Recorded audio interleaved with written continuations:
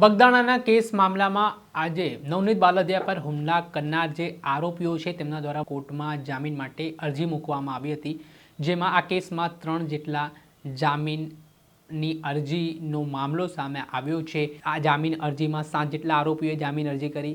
બીજાની વાત કરીએ તો એન્ટિસિપેટરી બેલ એટલે કે આગોતરા જામીન મૂકવામાં આવે। અને ત્રીજી અરજીની વાત કરીએ તો જે પાછળથી છેલ્લે પકડાયેલો એક આરોપી છે તેના દ્વારા જામીન અરજી કરવામાં આવી। ત્યારે આ મામલે કોડી સમાજની લીગલ કમિટીના જે સભ્ય છે કિશન મેર તેઓ શું કહી રહ્યા છે વિગતે વાત કરીએ। વૈષ્ણવજન તો તેને કહીએ જે પીડ પરાઈ જાનાને રે। નમસ્કાર દર્શક મિત્રો, નવજીવન ન્યૂઝમાં આપનું સ્વાગત છે। હું છું ફૈઝાન। બગદાણાનો પ્રકરણ દિવસે ને દિવસે ચર્ચા જગાવતો જઈ રહ્યો છે, જોકે હવે આ મામલાની તપાસ અંતિમ તબક્કામાં પહોંચી છે। કેમ કે જે રીતે કોળી સમાજની માંગ હતી ને નવનીત બાલદિયાના જે આક્ષેપો હતા કે માયાભાઈ આહિરના પુત્ર જયરાજ આહિરની સંડોવણી આ કેસમાં છે, તેમના પર હુમલો કરાવનાર તેઓ છે તેવા આક્ષેપો આ નવનીત બાલદિયાએ લગાવ્યા હતા। જે બાદ એસઆઈટીએ નિવેદન નોંધ્યા, સંયોગિક પુરાવા, ટેકનિકલ પુરાવા મેળવવાના પ્રયાસો કર્યા ને અંતે જયરાજ આહિરની થોડાક સમય પહેલાં એસઆઈટી દ્વારા ધરપકડ કરવામાં આવી હતી। આ કેસમાં અત્યાર સુધી જોઈએ તો એસઆઈટીએ 14 જેટલા આરોપીઓની ધરપકડ કરી છે ને આ બાબતે એસઆઈટીની તપાસ હજી ચાલી રહી છે। ત્યારે આ સમગ્ર મામલાના સંદર્ભમાં 3 જેટલી જામીન અરજીઓ છે તે થોડા દિવસ પહેલાં મહુવા કોર્ટમાં થઈ હતી ને તેને લઈને આજે જામીનો ઉપર સુનાવણી હતી। ત્યારે કોળી સમાજની લીગલ ટીમ છે તે નવનીત બાલદિયાના કેસને લઈને ત્યાં ઉપસ્થિત રહી હતી।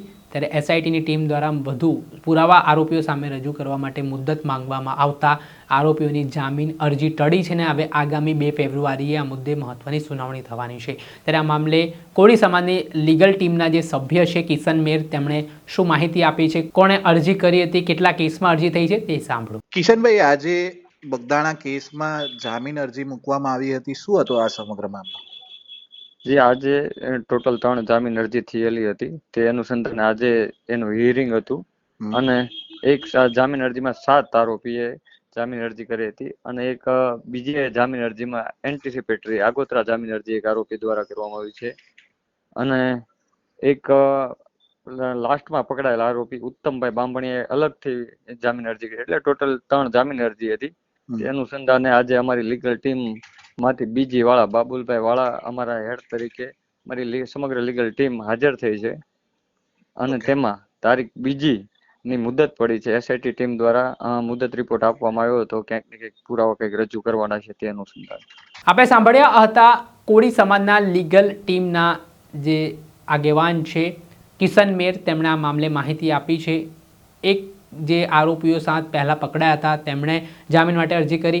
બીજી જામીન અરજીની વાત કરીએ તો આગોતરા જામીન માટે અરજી કરાઈ છે અને ત્રીજી જે છેલ્લે આરોપી પકડાયો છે તેના દ્વારા જામીન માટે અરજી કરાઈ છે। ત્યારે આગામી સમયમાં કોળી સમાજની જે લીગલ ટીમ છે તેઓ પણ ધારદાર દલીલો કોર્ટમાં મૂકવાની છે।